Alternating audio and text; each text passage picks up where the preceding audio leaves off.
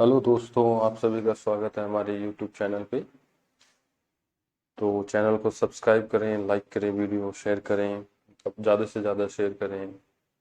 और इससे पहले हमने जो वीडियो अपलोड कर रखे हैं महात्मा गांधी के संदर्भ में, कंप्लीट वीडियो हमने अपलोड कर रखा है। महात्मा गांधी का प्रारंभिक जीवन और उनका जो सत्याग्रह थे, उनके आंदोलन थे, उन सब की हमने बात की थी। आज हम गांधी से संबंधित जो गांधी युग है, आज हम बात करने वाले हैं गांधी जो युग है 1960 से लेके 1947 से संबंधित कुछ महत्वपूर्ण पर्सन जो क्वेश्चन है वो हम करने वाले हैं इस वीडियो के द्वारा। तो उस वाले वीडियो को आप जरूर देखें। और पीछे हमने 1857 जो रिवॉल्ट था, 1857 की क्रांति थी, उसके भी हमने क्वेश्चन अपलोड कर रखे हैं और उसका जो डिटेल वीडियो है वो भी हमने अपलोड कर रखा है। तो आप वहां जाकर जरूर देखें और ज़्यादा से ज़्यादा दोस्तों शेयर करें, सब्सक्राइब करें चैनल को। तो अब हम शुरू करते हैं। तो पहला जो क्वेश्चन है, महात्मा गांधी ने सत्याग्रह की क्रिया, यानी कि जो ये सत्याग्रह है, सबसे पहले इन्होंने कहाँ से प्रारंभ किया था भारत के अंदर। तो सबसे पहले उन्होंने ये प्रोजेक्ट किया था, देखो ऑप्शन है दांडी, फिर चंपारण, खेड़ा, अहमदाबाद। तो इसमें इन्होंने जो सत्याग्रह जो प्रारंभ किया था वो किया था चंपारण आंदोलन से। ये एक किसान आंदोलन था और किसानों के ऊपर जो लगान थोपा गया था उसके लिए यहाँ पे इन्होंने सबसे पहले ये आंदोलन शुरू किया था।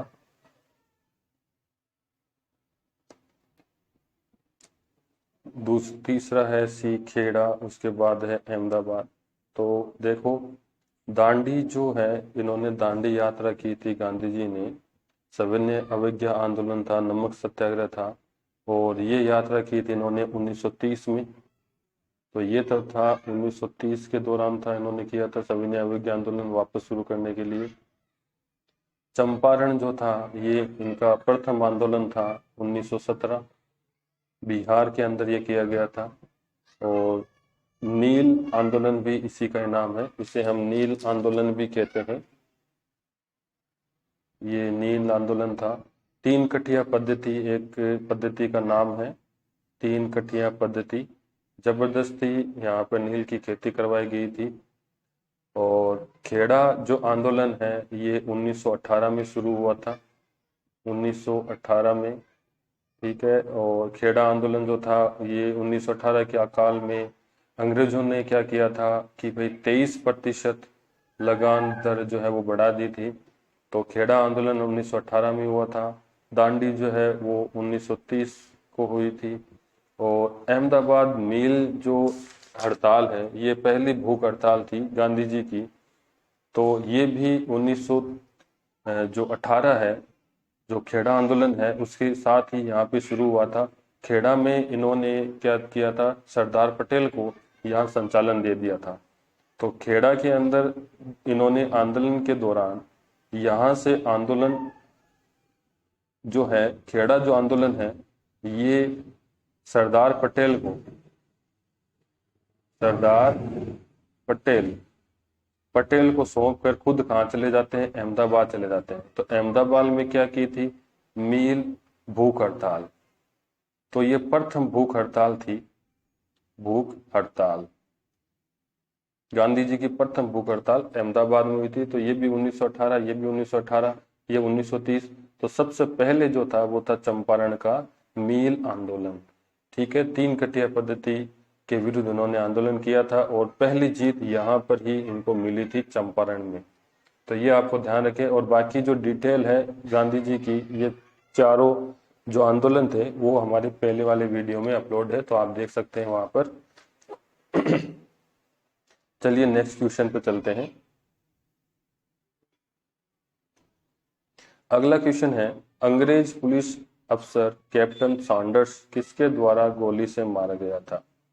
बटुकेश्वर दत्त, राम प्रसाद बिस्मिल, चंद्रशेखर आजाद, भगत सिंह। तो यहाँ पे भगत सिंह के द्वारा जो कैप्टन सैंडर्स है उसकी हत्या की गई थी। और यहाँ पर इन्होंने कैप्टन सैंडर्स को क्यों मारा था कि 1928 में जब साइमन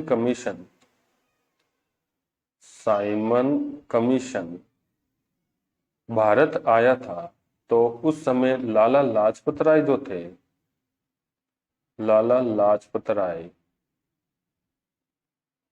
इन्होंने इसका विरोध किया था। और विरोध के दौरान इन पर लाठियां बरसाई गई थी। और लाठियां बरसाने से लाला लाजपत राय की जो है वो मृत्यु हो जाती है। और इनके मरने के बाद भगत सिंह और चंद्रशेखर आजाद, इन्होंने इनका बदला लेने के लिए स्कॉट को मारना, स्कॉट ये अधिकारी था जिन्होंने लाला लाजपत राय पर लाठियां बरसाने का जो आदेश है वो दिया था। तो स्कॉट को मारने का यहाँ पर इन्होंने षड्यंत्र बनाया था, लेकिन स्कॉट की जगह इन्होंने किसको गोली मार दी थी? सैंडर्स को गोली मार दी थी। तो इसी सैंडर्स को गोली मारने के आरोप में भगत सिंह, सुखदेव और राजगुरु को फांसी की सजा दी गई थी 23 मार्च 1931 को। तो भगत सिंह के द्वारा जो गोली से जो मरा था वो कौन था? सैंडर्स। तो भगत सिंह ने इसको मारा था, तो याद रखें। और इसी केस में इनको फांसी दी गई थी, जो लाहौर षड्यंत्र के नाम से जाना जाता है। लाहौर षड्यंत्र जो है उसमें एक तो सैंडर्स की हत्या हो गई, और दूसरा उसमें जो केंद्रीय असेंबली थी उसमें बम जो फेंका था उन्होंने, तो उस बम फेंकने के साथ ही इनको हम क्या कहते हैं? लाहौर षड्यंत्र कहते हैं। और इनको फांसी की सजा जो थी वो इसी सैंडर्स की हत्या के कारण दी गई थी। चलिए आगे देखते हैं, अगला क्वेश्चन क्या है? जय हिंद का नारा किसने दिया था?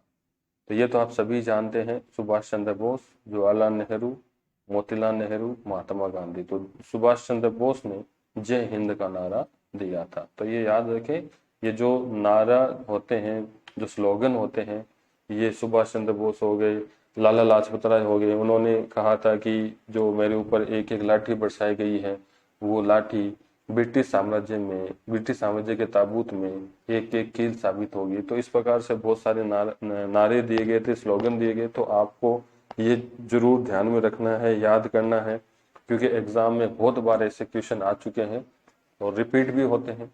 तो जय हिंद का नारा जो है वो सुभाष चंद्र बोस ने दिया था। अगला क्वेश्चन देखो, निम्नलिखित में से किस वर्ष मुस्लिम लीग ने पाकिस्तान प्रस्ताव स्वीकार किया था? 1907, 1922, 1923? तो ये किया था 1940 में। तो 1940 में मोहम्मद अली जिन्ना के नेतृत्व में मुस्लिम लीग ने क्या किया था? पाकिस्तान प्रस्ताव जो है वो पारित किया था और उसे स्वीकार किया था। इसके बाद पाकिस्तान उठने की जो मांग है वो और ज्यादा हो गई थी, और कुछ सांप्रदायिक दंगे भी होने लगे थे। इन्होंने जो प्रथम कैबिनेट जो हमारा बना था 1947 आज़ादी के बाद, उन्होंने उसमें सम्मिलित नहीं हुए। तो बहुत सारी चीजें हुई थी 1947 जो दौरान जो हो रहे थे।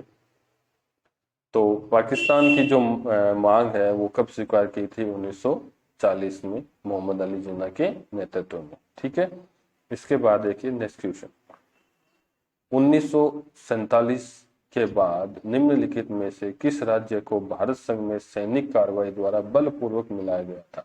तो बलपूर्वक जो मिलाया गया था वो था हैदराबाद। जूनागढ़ भी था, ठीक है, तो जूनागढ़ यहाँ पे दिया हुआ नहीं है, तो हम हैदराबाद को राइट करेंगे। ठीक है, उस समय जो सरदार वल्लभ भाई पटेल है, तो 1947 के बाद उन्होंने भारत का जो एकीकरण है वो करना शुरू किया था। तो बहुत बड़ा योगदान था सरदार वल्लभ भाई पटेल का, भारत को एक अखंड भारत बनाने में इनका बहुत बड़ा योगदान है। तो हैदराबाद जो है वो पहले इस संघ में शामिल नहीं होना चाहता था, तो सैनिक कार्रवाई से बलपूर्वक हैदराबाद को भारत संघ में मिलाया गया था। कश्मीर को एक स्वतंत्र राज्य के रूप में रखा गया था, लेकिन इनका एक विलय पत्र बनाया गया था। ठीक है, सरदार जो राजा थे हरि सिंह जी। ठीक है, तो इस प्रकार हमें यहाँ पे ध्यान रखना है कि 1947 के बाद जो राज्य था, जो रियासत थी हैदराबाद, इनको सैनिक कार्रवाई द्वारा भारत संघ में मिलाया गया था। ठीक है, नेक्स्ट क्वेश्चन देखते हैं। ये देखिए, एक नारा और है, तुम मुझे खून दो मैं तुम्हें आजादी दूंगा। तो ये नारा किसका था? ये भी था सुभाष चंद्र बोस का था। ठीक है, अगला देखते हैं। देश बंधु, अगला क्वेश्चन है हमारा, देश बंधु की उपाधि संबंधित है बी आर अम्बेडकर, चित्तरंजन दास, विपिन चंद्र पाल, रविंद्रनाथ टैगोर। तो चित्तरंजन दास जो थे, सी आर दास, इनको देश बंधु के नाम से जाना जाता था। तो देश बंधु जो है वो कौन थे? चित्तरंजन दास। एक वर्ड आता है दीन बंधु। तो दीन बंधु किसे कहा जाता है? ये भी बड़ा इंपॉर्टेंट क्वेश्चन है। दीन बंधु, तो दीन बंधु कहा जाता है एंड्रयूज को, एंड्रयूज। ठीक है, सीएफ एंड्रयूज एक ये अंग्रेज अधिकारी था, इसको हम दीन बंधु के नाम से जाना जाता है। तो दीन बंधु तो सीएफ एंड्रयूज हो गया, और देश बंधु जो है वो कौन है? सी आर दास, चित्तरंजन दास। ठीक है, अगला क्वेश्चन देखते हैं। कांग्रेस का 1929 का अधिवेशन, जिसमें पूर्ण स्वराज्य की मांग की गई थी, पूर्ण स्वराज्य का लक्ष्य घोषित किया गया था, वो कहाँ हुआ था? बंबई, कोलकाता, लाहौर, मद्रास। तो लाहौर के अधिवेशन में पूर्ण स्वराज्य की मांग उठी थी 1929 के अधिवेशन में। ठीक है, और जवाहरलाल नेहरू ने इसकी अध्यक्षता की थी। तो जवाहरलाल नेहरू की अध्यक्षता में ये जो लक्ष्य है घोषित किया गया था। इनके साथ सुभाष चंद्र बोस भी थे। ठीक है, अगला क्वेश्चन देखते हैं।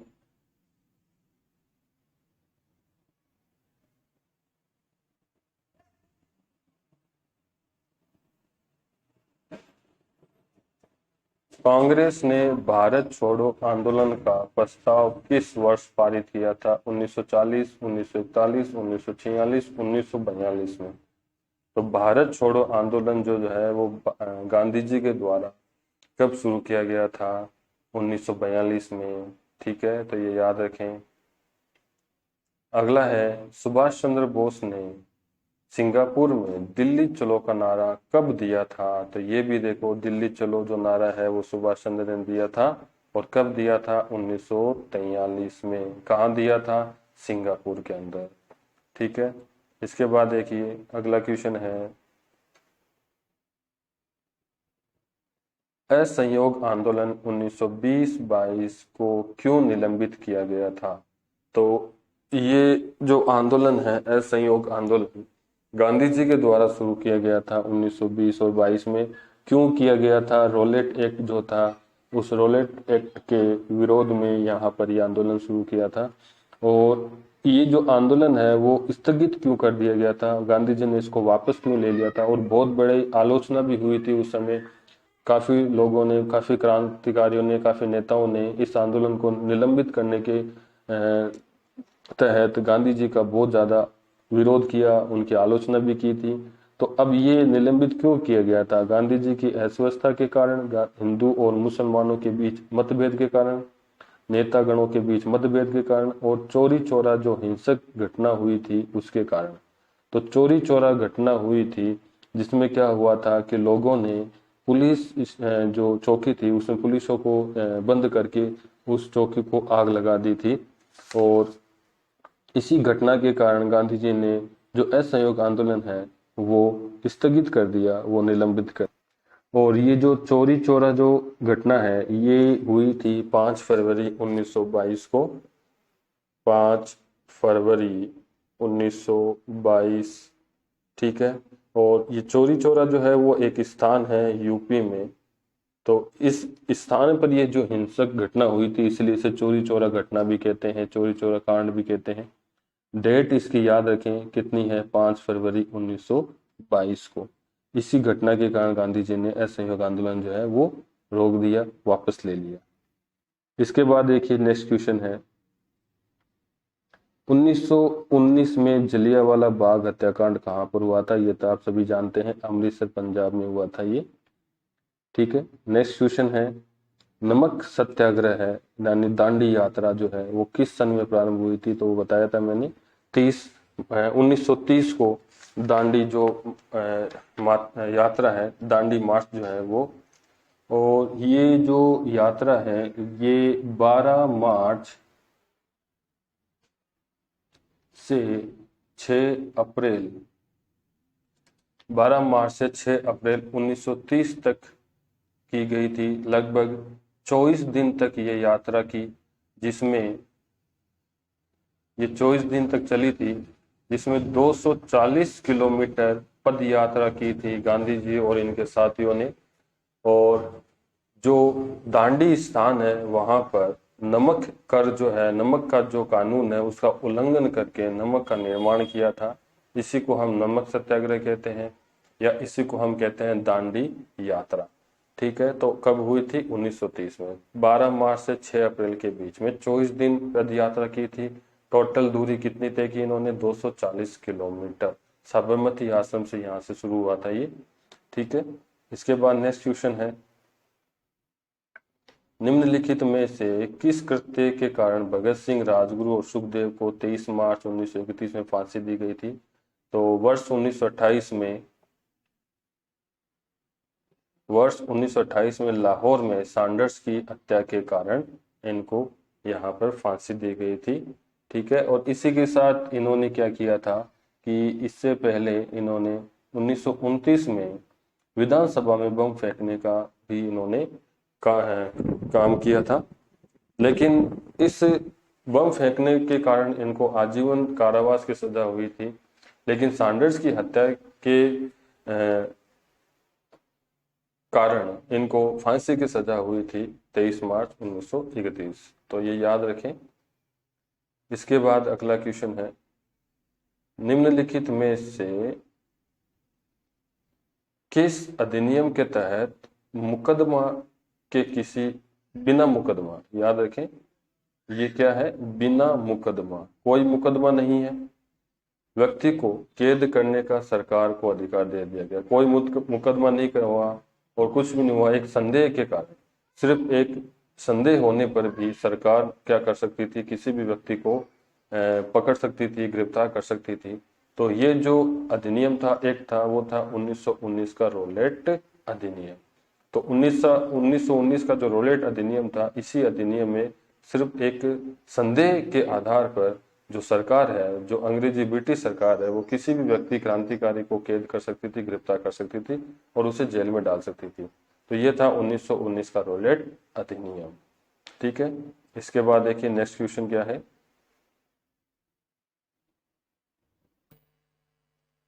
इसके बाद नेक्स्ट क्वेश्चन अपना कि गांधी इरविन जो समझौता हुआ था 5 मार्च 1931 को, ये किससे संबंधित? भारत छोड़ो आंदोलन से, सविनय अवज्ञा आंदोलन से, खिलाफत आंदोलन से और रोलेट आंदोलन से। तो गांधी इरविन जो समझौता था वो था सविनय अवज्ञा आंदोलन से संबंधित। तो इरविन ने क्या कहा था भाई? अपनी मांगों में कहा था गांधी जी से कि आपको सविनय अवज्ञा आंदोलन जो है वो रोकना पड़ेगा। और गांधी जी ने अपनी कुछ 11 मांगे थी जो इरविन के सामने रखी थी। तो इसी समझौतों को हम क्या कहते हैं? गांधी इरविन समझौता कहते हैं। कब हुआ था? 5 मार्च 1931 को हुआ था। और ये किस आंदोलन से संबंधित था ये भी आप ध्यान में रखें, सविनय अवज्ञा आंदोलन से संबंधित था। ठीक है, इसके बाद देखते हैं अगला क्वेश्चन है, स्वतंत्र भारत के प्रथम गवर्नर जनरल कौन थे? जब भारत स्वतंत्र हुआ था 1947 में, तो उस समय भारत का जो गवर्नर जनरल था वो कौन था? Lord Mountbatten. और इसी लॉर्ड माउंटबेटन की जो योजना थी, जिसे माउंटबेटन योजना कहते हैं, जिसमें भारत पाकिस्तान का विभाजन हुआ था, और यही माउंटबेटन थे जो भारत के प्रथम गवर्नर जनरल बने थे स्वतंत्र भारत के। ये याद रखें, स्वतंत्र भारत के प्रथम गवर्नर थे कौन थे? Lord Mountbatten. और भारत के जो भारतीय गवर्नर बने थे, ठीक है, तो भारतीय गवर्नर कौन थे? सी गोपालाचारी। तो प्रथम भारतीय गवर्नर आपसे पूछा जाए, भारतीय गवर्नर, प्रथम भारतीय गवर्नर, तो वो है सी राजगोपालाचारी। और स्वतंत्र भारत का प्रथम गवर्नर पूछा जाए तो आप कहना है लॉर्ड माउंटबेटन। तो ये आपको याद रखना है। अगला क्वेश्चन है, किस अधिनियम में पहली बार भारत के लिए संघीय संरचना प्रस्तुत की गई थी? तो कौन सा अधिनियम है जिसमें पहली बार भारत के लिए एक संघीय संरचना, संघीय सरकार की संरचना बनाने का जो प्रस्ताव था वो पारित किया गया था? 1919 का अधिनियम, 1909 का अधिनियम, 1919 का अधिनियम, 1935 का भारत सरकार अधिनियम, 1947 का अधिनियम। तो ये अधिनियम था 1935 का भारत सरकार अधिनियम। इस अधिनियम के तहत ये प्रस्ताव किया गया था कि भाई भारत में एक संघीय संरचना बननी चाहिए। तो याद रखना है, संघीय संरचना की जो शुरुआत है वो 1935 के अधिनियम से होती है। ठीक है। अगला क्वेश्चन है अपना कि काकोरी जो डकैती कांड हुआ था, काकोरी जो कांड हुआ था उसके नायक कौन थे? राम प्रसाद बिस्मिल। तो काकोरी कांड में क्या हुआ था कि जो ट्रेन थी सरकारी, 8 डाउन उसका नाम था, 8 डाउन ट्रेन। तो इस 8 डाउन ट्रेन में सरकारी जो खजाना था वो जा रहा था। उस सरकारी खजाने को लूटने के लिए इन्होंने एक षड्यंत्र, एक योजना बनाई थी, उसे काकोरी डकैती कांड कहते हैं। और इसका नेतृत्व करने वाले कौन थे? राम प्रसाद बिस्मिल। इसमें चंद्रशेखर आजाद भी थे और इनके जितने भी क्रांतिकारी सदस्य थे वो उनके साथ थे। तो इनके जो मेन, जो प्रमुख नायक है वो कौन थे? राम प्रसाद बिस्मिल। इसके बाद देखो, 1919 के अधिनियम में द्वैध शासन धारणा को जिस व्यक्ति ने परिचित करवाया था वो कौन थे? तो द्वैध शासन, केंद्रीय शासन और जो स्थानीय राज्य शासन था, तो द्वैध शासन की जो धारणा है वो सबसे पहले किसने बताई थी? चेम्सफोर्ड ने। तो याद रखें, बहुत ही इंपॉर्टेंट क्वेश्चन है, वेरी वेरी इंपॉर्टेंट क्वेश्चन है कि भारत में द्वैध शासन की जो शुरुआत है वो किसके द्वारा की गई थी और किसने ये बताया था द्वैध शासन का जो है वो था चेम्सफोर्ड। ठीक है। अगला क्वेश्चन है, 20 सितंबर 1932 को यरवदा जेल में महात्मा गांधी ने आमरण अनशन किस विरोध में किया था? तो ये पूना पैक्ट हुआ था जो महात्मा गांधी है और अम्बेडकर के बीच में है, तो पृथक निर्वाचन प्रणाली के संबंध में था। तो ये जो रैमसे मैकडोनाल्ड था उसने सांप्रदायिक कम्युनल अवार्ड का जो प्रस्ताव था वो दिया गया था कि भाई अलग पृथक निर्वाचन की व्यवस्था की जाएगी जो अनुसूचित जाति है, जो बैकवर्ड क्लासेस है उनके लिए। तो इसके विरोध में गांधी जी ने 20 सितंबर 1932 को यरवदा जेल में जो है आमरण अनशन जो है वो इन्होंने शुरू किया था। तो याद रखें, 20 सितंबर 1932 को जो आमरण अनशन था गांधी जी का वो किसके विरोध में था? वो था कम्युनल अवार्ड यानी सांप्रदायिक पंचायत के विरुद्ध, मैकडोनाल्ड के द्वारा। ठीक है। अगला क्वेश्चन है, महात्मा गांधी ने भूख हड़ताल को एक हथियार के रूप में पहली बार प्रयोग किया था? 1920-22 का असहयोग आंदोलन, 1919 का रोलेट सत्याग्रह, 1918 का अहमदाबाद मिल मजदूर हड़ताल और बारडोली सत्याग्रह। तो इसमें कौन था भाई? सी था 1918 का जो अहमदाबाद मिल मजदूर हड़ताल थी उसमें इन्होंने पहली बार भूख हड़ताल जो है वो शुरुआत की थी। तो याद रखें, गांधी जी की पहली बार जो भूख हड़ताल है वो कहाँ से शुरू होती है? 1918 के मिल मजदूर आंदोलन। और इसी समय 1918 में खेड़ा सत्याग्रह भी हुआ था। और पहले जो गांधी जी थे वो खेड़ा में थे, खेड़ा जो सत्याग्रह हुआ था वो भी 1918 में हुआ था। तो पहले गांधी जी खेड़ा के अंदर आंदोलन कर रहे थे, किसान आंदोलन। 1918 में अकाल पड़ा था, उस अकाल में 23% लगान जो है वो बढ़ा दिया गया था। इसके विरोध में इन्होंने जो आंदोलन शुरू किया था, लेकिन उसी समय अहमदाबाद में मिल मजदूरों ने भी हड़ताल की थी। तो बोनस बढ़ाने के लिए ये आंदोलन शुरू हुआ था। तो गांधी जी ने क्या किया था कि खेड़ा में सरदार पटेल को वहां पे रख दिया था और खुद वहां से कहाँ आ गए थे? अहमदाबाद। तो यहाँ पर उन्होंने सबसे पहली बार भूख हड़ताल की जो है वो शुरुआत की थी। तो याद रखें, गांधी जी ने सबसे पहले भूख हड़ताल कहाँ से शुरू की थी? 1918 का अहमदाबाद मिल मजदूर आंदोलन। ठीक है। अगला क्वेश्चन देखते हैं,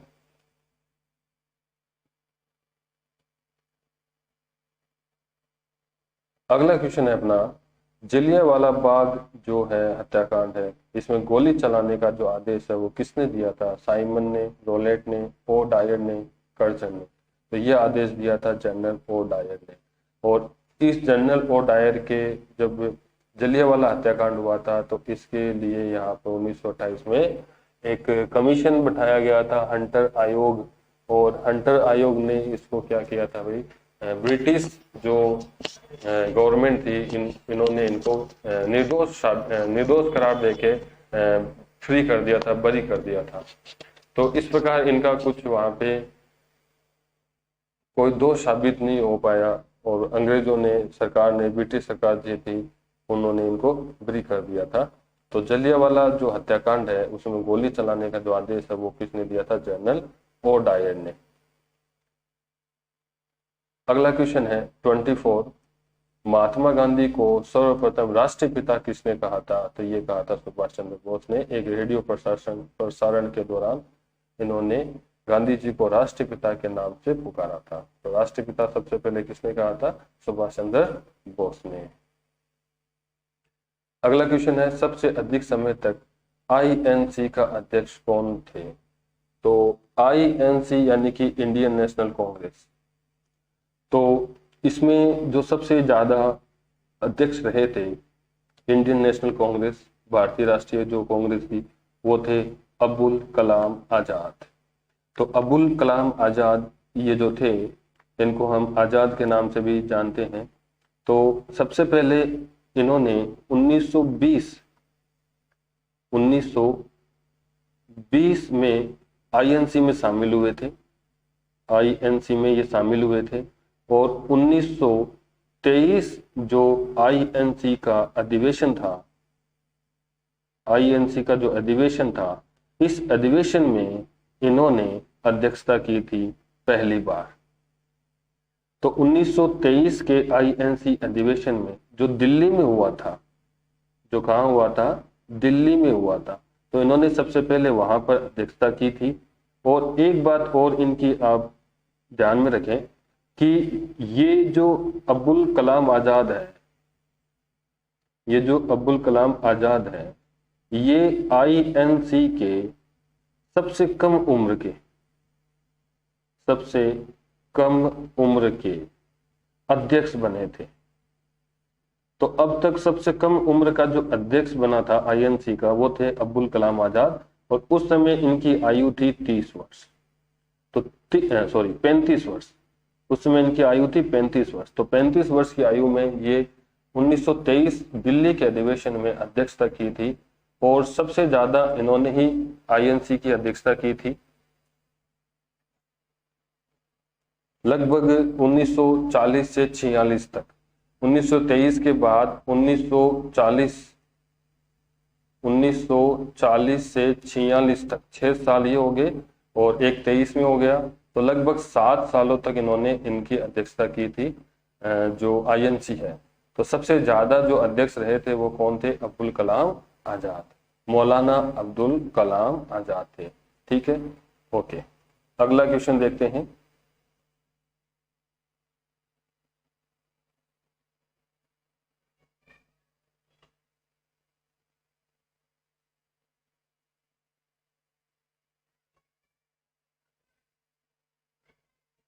अगला क्वेश्चन है अपना,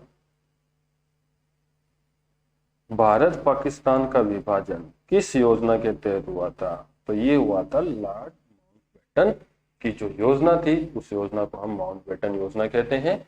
इसी योजना के तहत भारत पाकिस्तान का 1947 में विभाजन हुआ था। ठीक है, अगला क्वेश्चन देखते हैं। गांधी जी की हत्या कब हुई थी? 30 जनवरी 1947, 30 जनवरी 1948, 30 जनवरी 1946, 30 जनवरी 1949। तो गांधी जी की हत्या हुई थी 30 जनवरी 1948। नाथूराम गोडसे ने इनकी हत्या की थी। और बड़ी दुख की बात है कि आज हम हमारे देश में इतने बड़े जो स्वतंत्रता सेनानी थे महात्मा गांधी, उनकी जो मृत्यु करने वाले थे नाथूराम गोडसे, उनको कई लोग जो है वो सही ठहराते हैं, लेकिन ऐसा नहीं होना चाहिए। तो महात्मा गांधी की जो मृत्यु है वो 23 जनवरी 1948 को की गई थी, गोली मारकर इनकी हत्या हुई थी। ठीक है, आगे चलते हैं।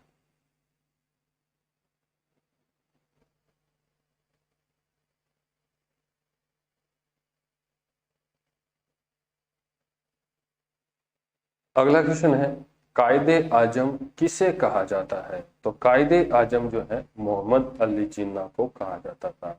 याद रखें, कायदे आजम की उपाधि है जो मोहम्मद अली जिन्ना को दी जाती है। अगला है गांधी जी ने किस गोलमेज सम्मेलन जो लंदन में हुआ करते थे भाग लेने के लिए लंदन गए थे? प्रथम, द्वितीय, तृतीय या कोई नहीं? तो द्वितीय गोलमेज सम्मेलन जो हुआ था, तो द्वितीय गोलमेज सम्मेलन में गांधी जी ने क्या किया था, जो इसमें भाग लिया था, इसमें शामिल हुए थे। बाकी प्रथम और तृतीय गोलमेज में इन्होंने भाग नहीं लिया था। हाँ, एक बात आप याद रखें, जो B.R. अम्बेडकर थे, B.R. अम्बेडकर, इन्होंने इन तीनों गोलमेज सम्मेलन में पार्टिसिपेट किया था। तो वो कौन थे जिन्होंने तीनों गोलमेज सम्मेलन में हिस्सा लिया था? वो थे B.R. अम्बेडकर। ठीक है, और गांधी जी ने सिर्फ द्वितीय जो गोलमेज सम्मेलन था इसमें ही इन्होंने हिस्सा लिया था।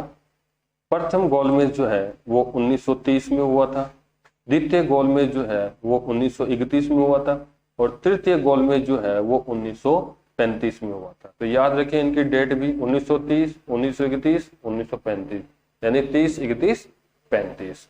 तो ये आपको इनकी डेट भी है, थोड़ा ध्यान रख लेना। इसके बाद देखते हैं अगला क्वेश्चन, असहयोग आंदोलन शुरू करने के समय भारत के वाइसराय कौन थे? तो जब असहयोग आंदोलन शुरू हुआ था तो उस समय भारत के वाइसराय थे Lord Hasting, Lord Canning, Lord Dalhousie. तो वो थे लॉर्ड चेम्सफोर्ड। तो लॉर्ड चेम्सफोर्ड ने वहां पर वाइसराय थे जब गांधी जी ने असहयोग आंदोलन 1931 जो है वो शुरू किया था। ठीक है, अगला क्वेश्चन है, भारतीय स्वतंत्रता आंदोलन के दौरान चर्चित पुस्तक इंडिया फॉर इंडियंस, बहुत ही महत्वपूर्ण क्वेश्चन है, very very important. India for Indians के लेखक कौन थे? जवाहरलाल नेहरू, सरदार पटेल, चित्तरंजन दास, मोतीलाल नेहरू। तो ये थे चित्तरंजन दास, CR दास। इन्होंने ये बुक लिखी थी इंडिया फॉर इंडियंस। ठीक है, भारत भारतीयों के लिए है। तो ये बुक किसकी थी? चित्तरंजन दास, CR दास, याद रखें। अगला क्वेश्चन है, जनरल ओ डायर की हत्या किसने की थी? भगत सिंह, नाथूराम गोडसे, चंद्रशेखर आजाद, उधम सिंह। तो उधम सिंह ने वहां ब्रिटिश इंग्लैंड जाकर इनकी हत्या की थी। मात्र 19 साल की थे यहाँ पे ये उधम सिंह, जिनको फांसी दी गई थी बाद में। तो उधम सिंह ने जनरल ओ डायर की जो है वो हत्या की थी। जो जलियांवाला हत्याकांड का जो मेन जो नायक था वो ओ डायर था। इसके बाद देखिए अगला क्वेश्चन, साइमन कमीशन भारत कब आया था? 1930, 1925, 1919, 1928। तो 2 साल पहले आ गया था ये साइमन कमीशन 1928, जबकि इसको आना कब था? 1930 को आना था, लेकिन ये 2 साल पहले भारत आ जाता है। और दूसरा, इस साइमन कमीशन में जितने भी सदस्य थे, साइमन कमीशन में जितने भी सदस्य थे वो सारे के सारे कौन थे? गोरे थे। गोरे मतलब अंग्रेज थे। तो अंग्रेजों के सारे सदस्य होने के कारण साइमन कमीशन का बहुत ज्यादा विरोध हुआ है भारत में जगह जगह पर। और इस विरोध में सबसे महत्वपूर्ण जो है वो है लाला लाजपत राय, जिनकी मृत्यु हो गई थी इसी विरोध के दौरान। लाठियां जो इन्होंने बरसाई थी, जो स्क्वाड था, और बाद में स्क्वाड को मारने का जो प्लान भी बनाया था, षड्यंत्र भी बनाया था भगत सिंह उन्होंने, और स्क्वाड की जगह फिर जो सैंडर्स है वो मारा गया था। ठीक है, इसके बाद देखते हैं अगला क्वेश्चन, महात्मा गांधी के राजनीतिक गुरु थे? महात्मा गांधी के राजनीतिक गुरु थे मदन मोहन मालवीय, बाल गंगाधर तिलक, लाला लाजपत राय, गोपाल कृष्ण गोखले। तो गोपाल कृष्ण गोखले जो थे वो महात्मा गांधी के राजनीतिक गुरु थे। गोपाल कृष्ण गोखले जो थे वो नरम दल के नेता थे, नरम दल के नेता। अब नरम दल क्या था कि भाई 1907 में जो कांग्रेस का अधिवेशन हुआ था, तो कांग्रेस के अधिवेशन में कांग्रेस जो है INC ये 2 गुटों में विभाजित हो गया था। एक था गरम दल और एक था नरम दल। नरम दल में गोपाल कृष्ण गोखले थे और इनके साथी थे दादा भाई नौरोजी, और गरम दल में ये थे जो बाल गंगाधर तिलक, ठीक है। तो ये थोड़े उग्र स्वभाव के थे। सुभाष चंद्र बोस ये थे, ठीक है। तो गोपाल कृष्ण गोखले जो थे वो आईएनसी के नरम दल के नेता थे और महात्मा गांधी के राजनीतिक गुरु भी यही थे। इसके बाद अगला क्वेश्चन देखते हैं।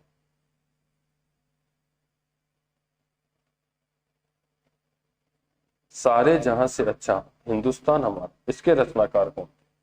तो ये हमारा राष्ट्रीय गीत है।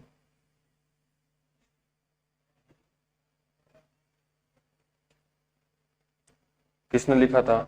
इकबाल ने, ठीक है, याद रखें। दीन बंधु, दीन बंधु के नाम से कौन विख्यात है? पहले बताया था मैंने, CF एंड्रयूज, ये है दीन बंधु के नाम से। और देश बंधु चित्तरंजन दास। अगला क्वेश्चन है, माई एक्सपेरिमेंट विद ट्रूथ, ये बुक किसकी है? तो ये एक ऑटोबायोग्राफी है, ऑटोबायोग्राफी है महात्मा गांधी की। तो महात्मा गांधी की जो जीवनी है वो है माई एक्सपेरिमेंट विद ट्रूथ, याद रखें।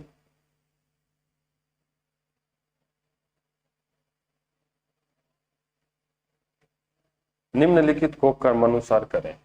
साइमन कमीशन का भारत आना, ठीक है, और गांधी इरविन पैक्ट और असहयोग आंदोलन। ये जो आगमन है ये असहयोग आंदोलन, असहयोग आंदोलन, ठीक है। तो इनका क्रम क्या है? 2-1-3, 1-2-3-4, 4-1-3, 2-1-3-4। इसका क्रम है 2-1। ये थोड़ा सा क्वेश्चन सही से लिखा हुआ नहीं है, चलिए अब इस क्वेश्चन को छोड़ दीजिए, अगला क्वेश्चन हम देखते हैं। गांधी जी ने किस कानून को काला कानून कहा था? Rowlatt act 1919। तो रॉलेट एक्ट 1919 को गांधी जी ने क्या कहा था? काला कानून नाम दिया था इन्होंने। अगला क्वेश्चन है, चंपारण सत्याग्रह के दौरान महात्मा गांधी के साथ कौन थे? वल्लभ भाई पटेल, विनोबा भावे, जवाहरलाल नेहरू, राजेंद्र प्रसाद, अनुग्रह नारायण पटेल और महादेव देसाई, मणिबेन पटेल। तो इसमें इनके साथ थे राजेंद्र प्रसाद और अनुग्रह नारायण पटेल। तो चंपारण सत्याग्रह के दौरान गांधी जी के जो साथ थे वो थे राजेंद्र प्रसाद और अनुग्रह नारायण पटेल। अगला क्वेश्चन देखते हैं। तो ये हमारे क्वेश्चन हो गए, जो 40 क्वेश्चन हमने किए थे जो मॉडर्न हिस्ट्री है गांधी युग उससे संबंधित। तो वीडियो को लाइक करें, शेयर करें और ज़्यादा से ज़्यादा अपने दोस्तों के साथ करें, शेयर करें। Thank you.